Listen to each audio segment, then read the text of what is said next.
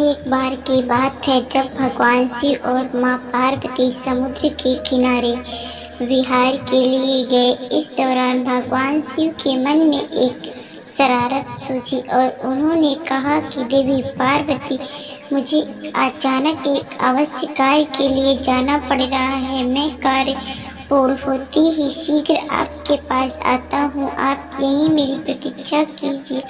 असल में भगवान शंकर माता पार्वती को परेशान करना चाहते थे। भगवान शिव की बात मानकर पार्वती अकेले ही समुद्र तट पर बैठकर उनकी प्रतीक्षा करने लगी और इस तरह शाम हो गई।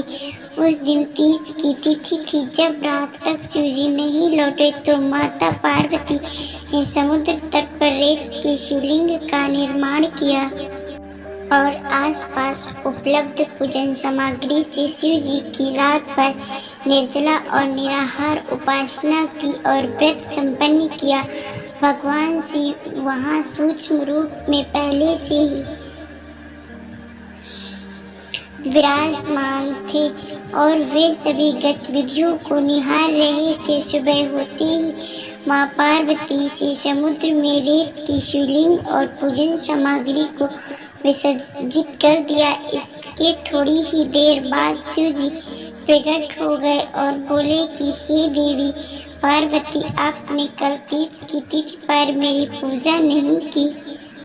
पार्वती जी ने कहा कि भगवान, मैंने आपकी पूजा की है और अभी सामग्री विसर्जित की है। भगवान शिव अभी भी माँ पार्वती के साथ ठिठोली करना चाहते थे और बोले कि हे पार्वती, मुझे तो पूजा का कोई चिन्ह दिखाई नहीं दे रहा है। अगर आपने पूजा की है तो उसका प्रमाण दीजिए। शिव जी की बात सुनकर माता पार्वती ने आसपास देखा और उन्हें वहां एक गाय खड़ी दिखाई दी। उन्होंने भगवान शिव से कहा कि ये गाय मेरी साक्षी है। जब मैं पूजा कर रही थी तब ये उपस्थित थी।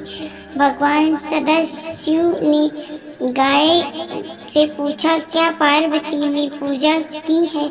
तो गाय ने ना में सिर हिला दिया। भगवान शिव ने कहा कि पार्वती, आप असत्य कह रही हैं।